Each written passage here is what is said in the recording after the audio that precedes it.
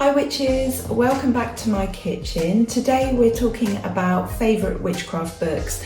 I did a part 1 to these series about 4 months ago. When I wrote down a list of my favourite books, I very much realised there were 2 camps. There was a core of beginners books and then there were these other books that I'm going to be showing you today.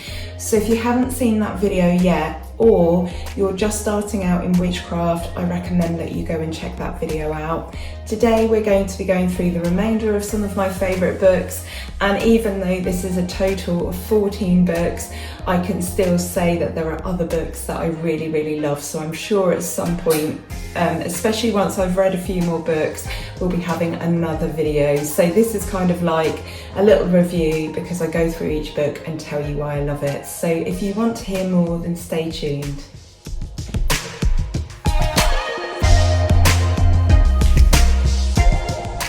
So welcome back everybody, thank you for watching. If you don't know who I am, I'm Wren. I'm known as the Solitary Witch because I live on a cemetery in the heart of England.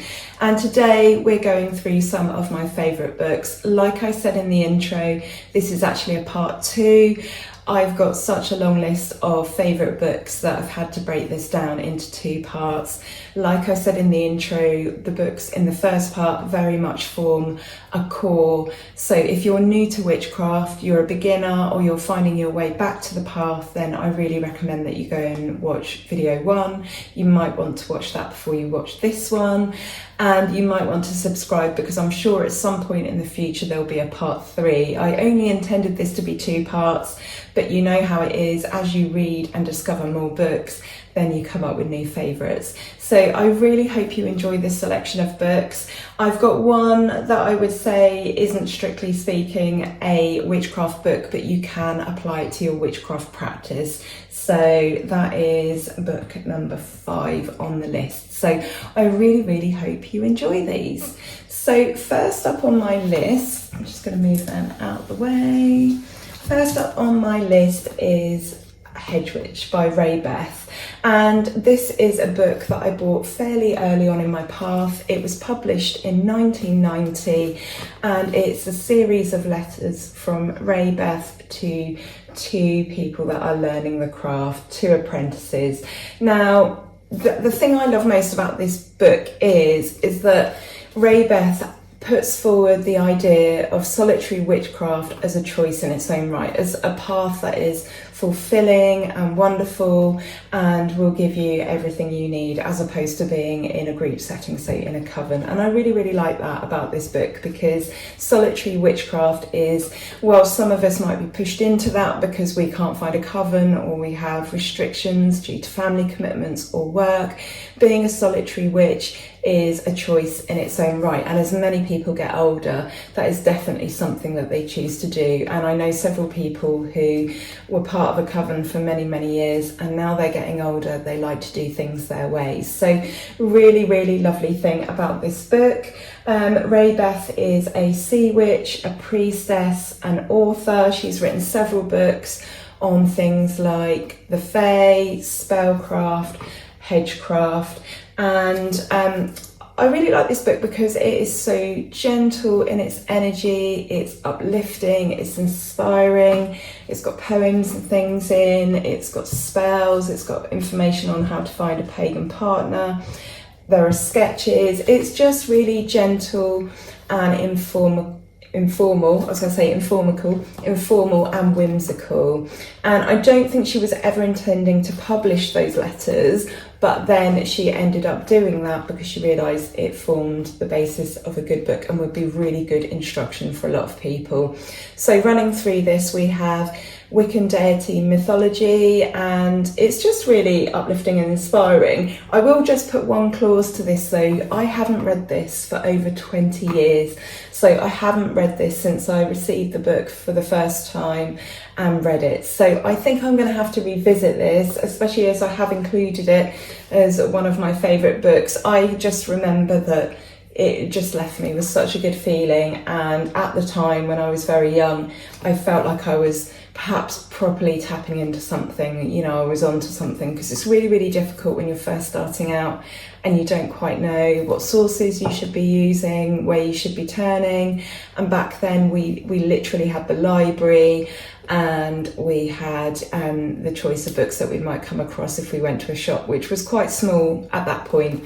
You know, we're talking when I was about 16 years old, so a very, very long time ago, over 26 years ago. So yeah, really, really love that book. Hope you enjoyed that one if you've not read it already. The second book that I am showing you today is The Magic of Marie Laveau, Embracing the Spiritual Legacy of the Voodoo Queen of New Orleans. I reviewed this book for Witch with Books. If you go to my website, I believe my review is on there. You can also find it on Witch with Books. And this is basically a social history of Marie Laveau, who is considered to be the most influential American practitioner of magical arts. So this is written by Denise Alvarado. She's written some other things, and this is just such a fascinating book. So this is a factual book based on a real person who was absolutely incredible, the work she did for her community and the magical and spiritual work that she did. It includes sketches, photographs, and even though it is a story about a person, it does actually include practical workings, magical workings. So I thought this book was fascinating, and it's just so good to learn about other places, other people, traditions, other beliefs, other magic. This was absolutely fascinating. So if you fancy reading a book about an incredibly strong and motivated and focused woman who did a lot for herself and for the magical arts, then I really, really recommend this book. Absolutely fantastic. Definitely one of my favourites, and definitely one that I will end up reading again at some point. Next up we have Air Magic by the gorgeous Estrella Taylor. Yeah, she's actually signed my book there, left a message for me. This is another book that I reviewed for Witch with Books. In fact, there's 3 in this pile that I actually reviewed for them, because just such good recommendations really, so I was selected to review them. This is from one of a set of 4. Each book is written by a different author, and each one concentrates on a particular element, which helps us really understand the elements. And when we're invoking them in our magic circle, that really helps us to tune in.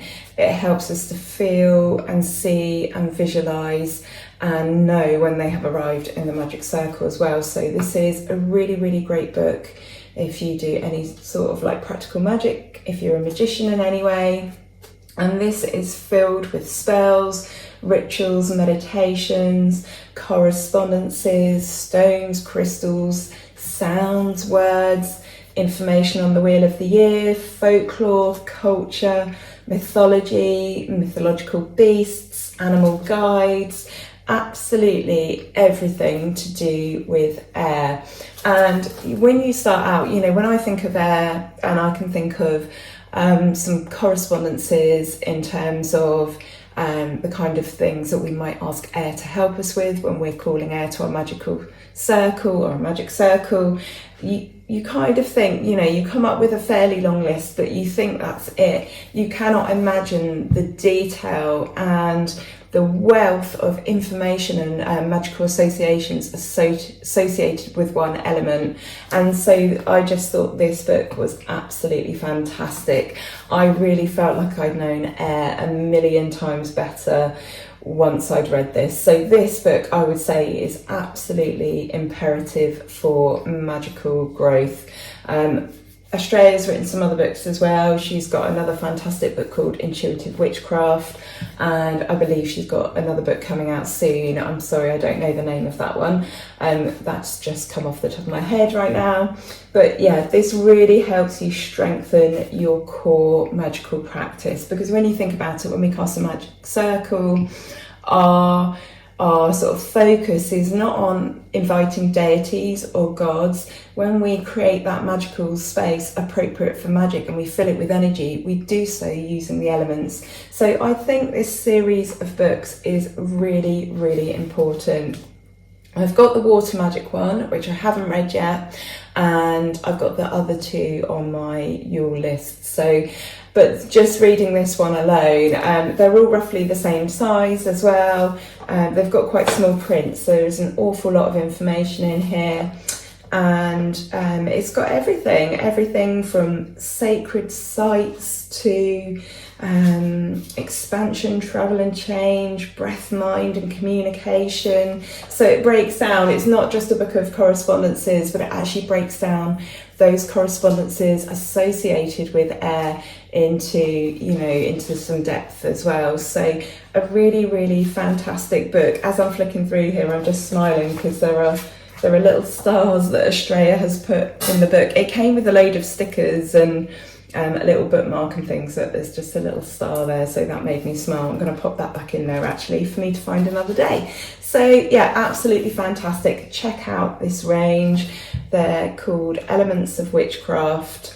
This is Air Magic by Estrella Taylor. Absolutely love it. My fourth book is a practical guide to witchcraft and magic spells by Cassandra Eason. Let me see if I can find out when it was first printed. It says 2001, just there. Printed in Bury St Edmunds, Suffolk. I used to live near there. Absolutely fantastic book. This is just basically a complete all-rounder. So if you are new to witchcraft and magic, you're not sure where to begin, this is one book that I highly recommend that you get. It's got lots of spells in here, and in particular very helpful spells. So for example, creating magical shields, possibly wards as well, but I can't remember off the top of my head. Lots of magical correspondences, just a very, very helpful book. Lots of information on getting started, casting a circle. I don't think it actually tells you how to cast a circle exactly, or it might give you a brief description, but it's got a section on beginning magic, so setting up altars, protection, preparing your mind for magic. A really, really helpful book.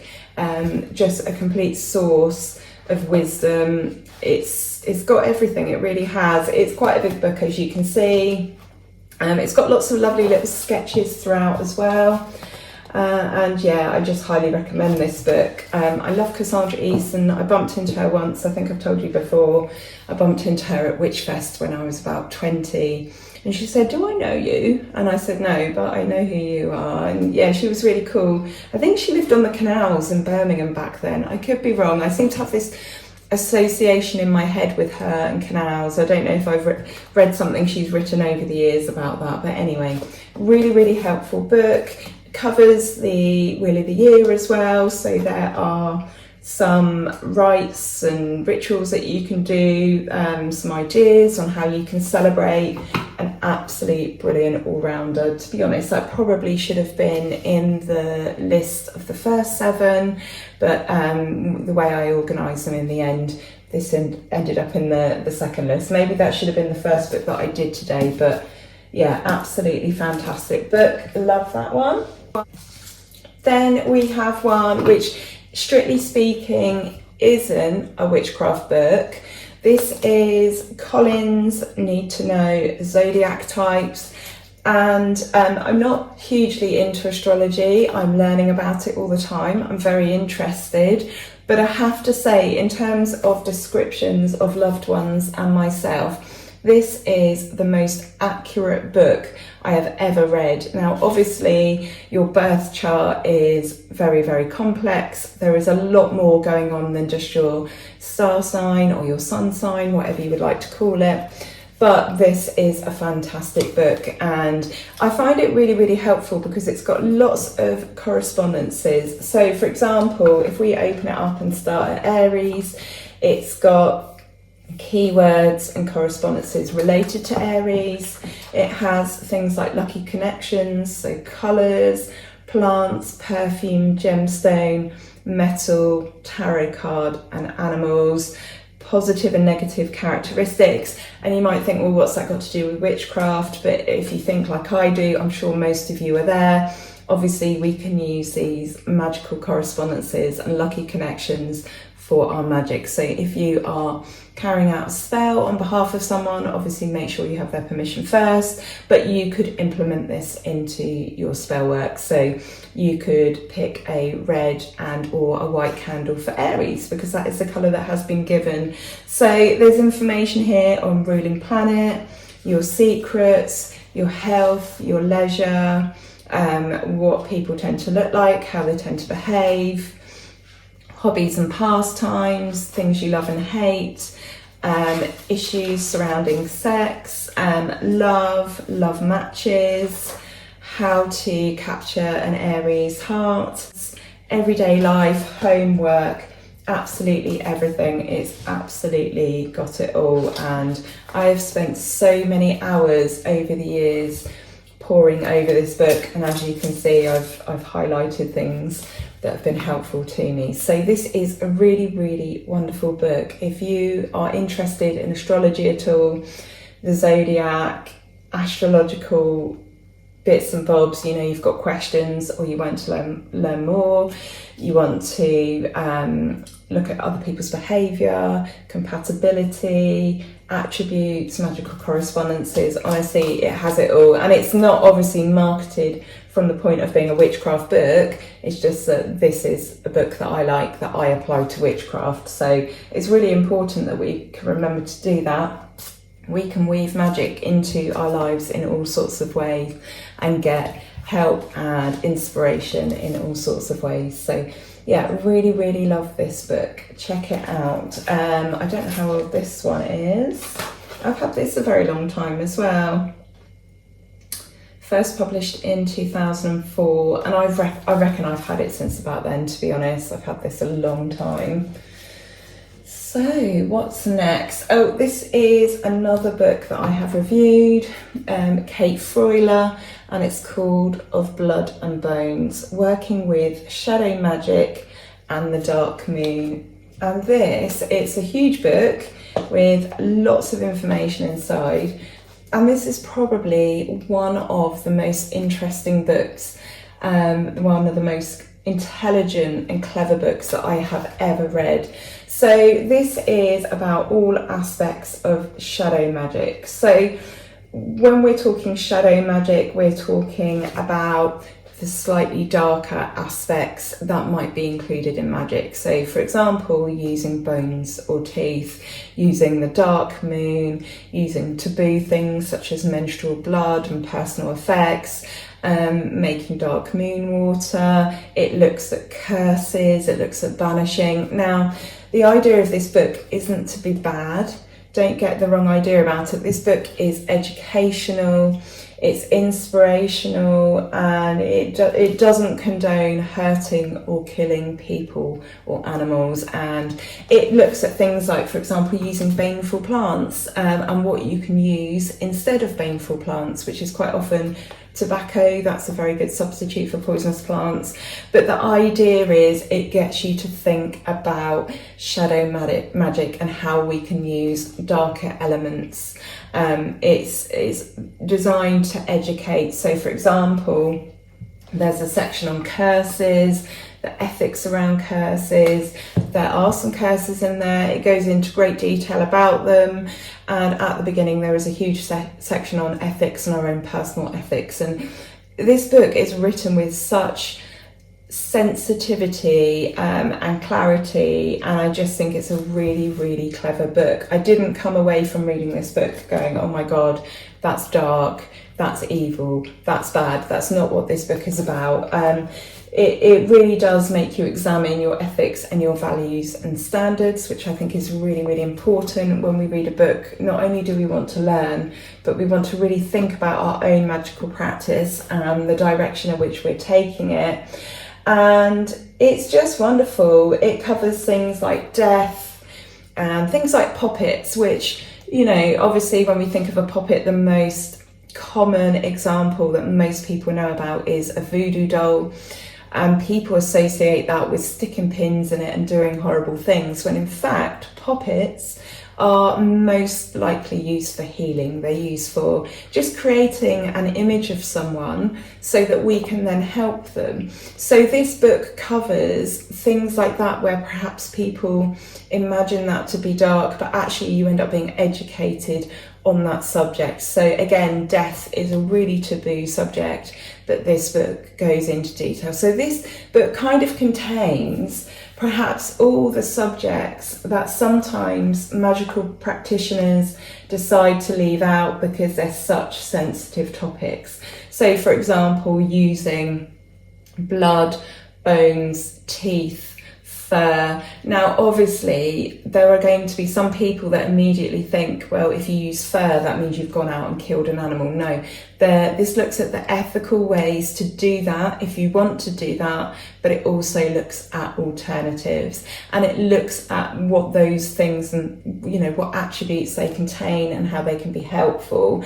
It is such a clever book, and massive hats off to Kate Froyler for just offering up an alternative view and for daring to go where lots of people haven't, because I feel like there are lots of gaps in lots of books where perhaps the author could explore certain topics and look at certain things and they've decided not to. So an absolutely fantastic way to learn and discover methods for hexing, scrying, sex magic, dark moon magic, dark deities, just all the interesting things, how to assist a dying loved one, just all those sorts of things that normally we wouldn't talk about. So it's an absolutely brilliant book. There are lots of practical things that you can do, lots of spells, and the thing that I liked about this is the ingredients for the spells are easy to obtain.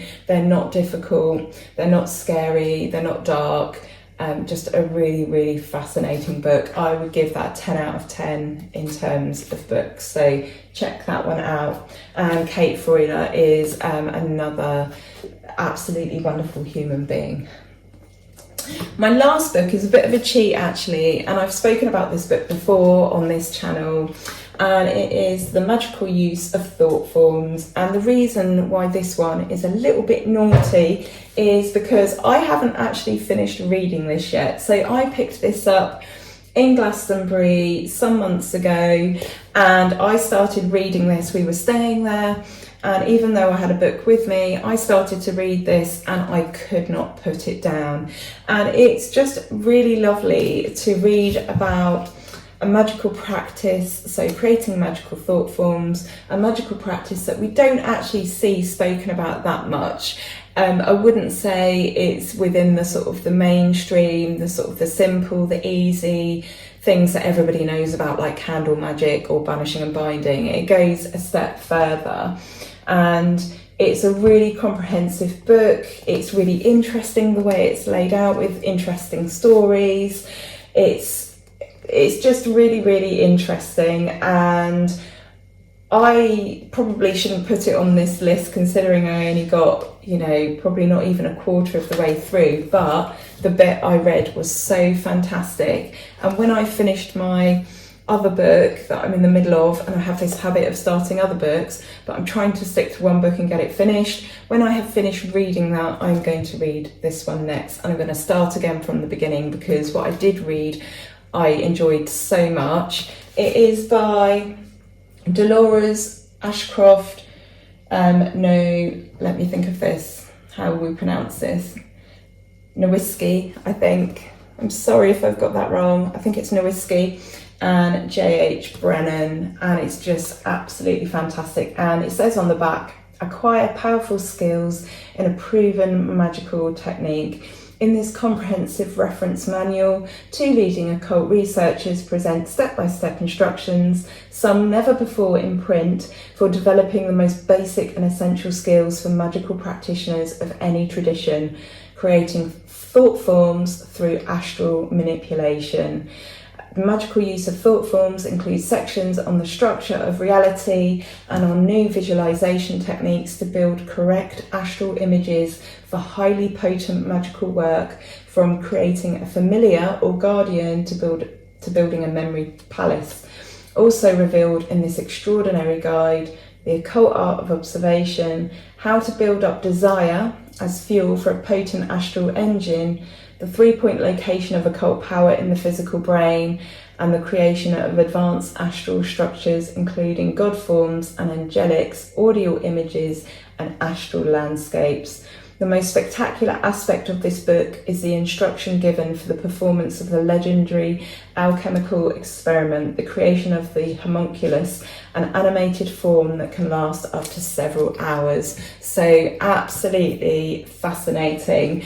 And the thing that I really loved about this book when I picked it up to plan this video is I'd been telling my husband all about connecting with deity, how you build up a relationship with deity and how they start to show themselves. And interestingly, when you open up the book, whilst it might be what the deity represents, there is a section here, chapter 4, Science and Maya. So that was an interesting little nod to me. Firstly, that I'm kind of on the right path with stuff, but it was just an absolutely fantastic example, because I'd only been talking about Maya, the Hindu goddess Maya, literally 2 days before. I was going to say a few, no, it was 2 days or even 1 day before. So, but yeah, absolutely fantastic book. On the little bit that I have read, I do recommend it. So that is my 7th book. So I really hope you enjoyed those. As always, leave me comments.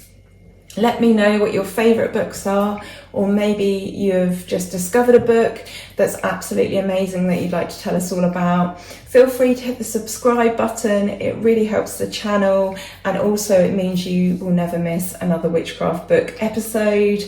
And yeah, let me know if you've got any of these books, whether you agree with me, whether you disagree with me, what you think of them. Let me know. I absolutely love talking about books, and even though I find it quite hard to concentrate these days and my reading ability isn't the same as when I was a younger woman, I might add that I have a whole load of things on my plate that I didn't have as a younger woman, and I think it's distraction from everyday life that's making it so hard to read.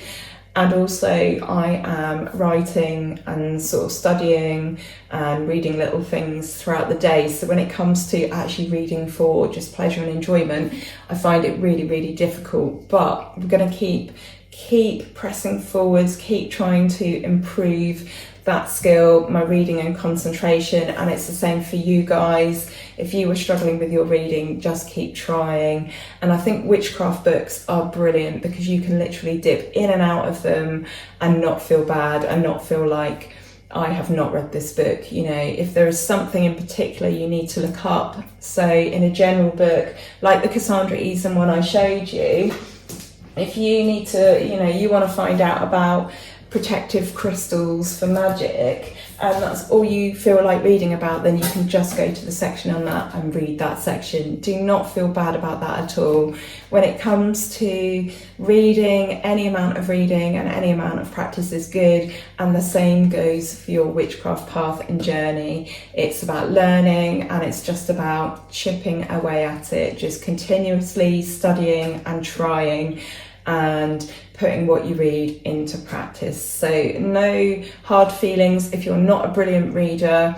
I hope you still had, some interest in this video and you still got something out of it. I don't know whether there are many witchcraft audiobooks. I'm not sure if that is a thing, or whether audiobooks are just stories. I imagine they're just stories, but let me know if there are any good witchcraft audiobooks out there. Then please let us know in the comments, because that might be helpful for someone.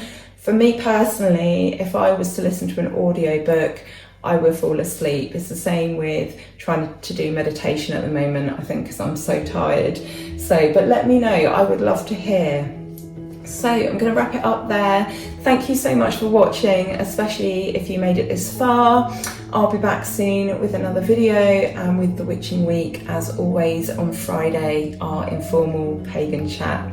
So thank you so much for watching. Have a wonderful week. Take care. Love and blessings.